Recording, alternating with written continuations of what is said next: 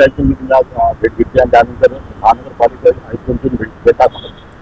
मला वाटतं या ठाणे शहरामध्ये वाहतूक कोंडीचा जो प्रश्न आहे गेले 2 ते 2.5 वर्षापासून या ठिकाणी विकासाच्या नावावरती वाहतूक कोंडीचं कारण देऊन तिथे सर्वसामान्यांना या वाहतूक कोंडीतून मुक्तता होण्यासाठी त्या ठिकाणी कुठल्याच प्रकारचे प्रयत्न त्या ठिकाणी ट्रॅफिक असेल किंवा इतर महापालिका असेल. आज तुम्ही बघितलं असेल संबंध घोडबंदर परिसर असेल. मी सकाळी 8 वाजता घरातून निघालो होतो आणि कापूरबोडी पर्यंत यायला मला 12 वाजले साहेब. म्हणजे आज 3:13 नाही 12 वाजले. तुम्ही बघितलं ठाण्याचे संबंध ट्रॅफिक कोंडी. आज सर्वसामान्य माणसाला जर ठाणा स्टेशनला यायचं असेल तर मला वाटतं 2-2, 3-3 तास लागत असेल तर मला वाटतं दुर्दैव आहे.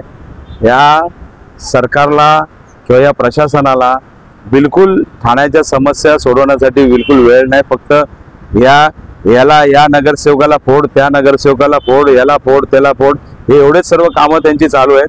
परंतु आज सर्वसामान्य माणूस आज हवादिल झालेला आहे. आणि कशा पद्धतीने तुम्ही बघितलं असेल की आज दिवसभरामध्ये नियमाप्रमाणे हेवी ट्रॅफिक सोडू नये असा नियम असताना सुद्धा आज ठाणे शहरामध्ये हेवी वाहतूक त्या ठिकाणी सोडली जाते. त्या ठिकाणी ट्रॅफिकचे पोलीस नसतात, वॉर्डनवरती सोपवलं जातं. आणि आज तुम्ही बघितलं असेल सर्व मुख्यमंत्री जर येणार असेल ते 1-1 तास 2-2 तास मला वाटतं सर्व रस्ते बंद केले जातात.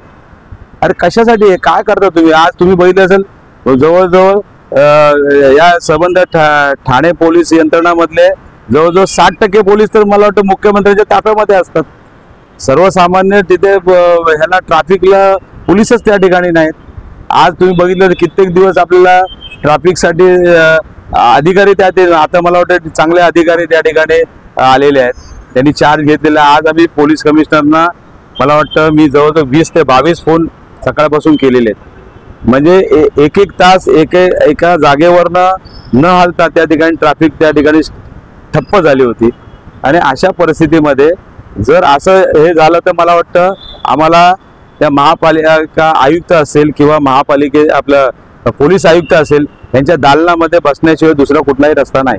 आणि या संदर्भामध्ये आम्ही त्यांना इशारा दिलेला आहे की ही ट्रॅफिकची समस्या दूर झाली पाहिजे, नंतर आम्हाला रस्त्यावरती उतरावं लागेल. सर याच्यामध्ये सरकारचा दिशा दारवा किंवा नियोजन कुठेतरी चुकतंय का?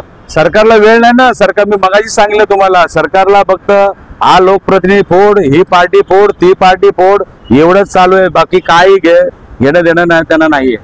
आज तुम्ही बघितलं असेल सर्व शहरातले एकही रस्ता असा नाही की त्या ठिकाणी ट्रॅफिक कोंडी नाही. सर्व ठिकाणी ट्रॅफिक कोंडी झालेले आहेत. मग तुम्ही शहरामध्ये घ्या, घोडबंदर घ्या, बाळकुम घ्या, ढोकाळी घ्या, वर्तकनगर घ्या, कुठला एक रस्ता मला दाखवा. या ठिकाणी सर्व ट्रॅफिकचे 3:13 वाजलेले आहेत. सर मुख्यमंत्र्यांचे बदलते ठाणे म्हणून सर्वत्र मिळत आहे. अहो बदलते नाही, पहिलं आहे ते ठाणे सांभाळा. कळलं की नाही? ठाण्याची वाहतूक तुमच्या काळात 2.5 वर्षामध्ये झालेली आहे. ते पहिला आधी सुधारा. नवीन काय नकोय. विकासाच्या नावाखाली तुम्ही किती लोकांना उल्लू बनवाल. आज तुम्ही बघितलं असेल की घोडबंदर रस्त्यावरती किती खड्डे पडलेले आहेत, ट्रॅफिक जाम आहे. नवीन प्रयोग केले जातात मास्टिंगचे. परंतु घोडबंदर रस्त्याला 13 कोटी रुपये खर्च करून त्या ठिकाणी नवीन अत्याधुनिक पद्धतीने मास्टिंग केलं. 8 दिवसामध्ये ते उघडलं. शेवटी आम्ही त्या कलेक्टर साहेबांकडे गेलो आणि त्यांना सांगितलं हे जो कोण असेल ठेकेदार त्यावेळी गुन्हे दाखल करा. तेव्हा मग त्या ठेकेदारांनी काम केलं. परंतु आज परत एकदा त्या ठिकाणी सर्व ते निघालेलं आहे. म्हणजे कशासाठी लोकांना उल्लू बनवताय तुम्ही? आणि आज तुम्ही बघितलं असेल काय परिस्थिती आहे. महिलांची सुरक्षा वाऱ्यावर आहे.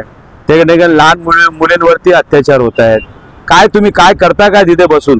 तुम्ही ते काम करायचे लायक नाहीत. त्यामुळे तुम्ही आता मला वाटतं जनता तुम्हाला घरी बसवेल. शिपी तलावाचा डम्पिंगचा विषय अजूनही तसा मला वाटतं मुख्यमंत्र्यांच्या मतदारसंघातला विषय गेली कित्येक वर्ष स्वतःच्या मतदारसंघातले प्रश्न सुद्धा सोडू शकले नाहीत.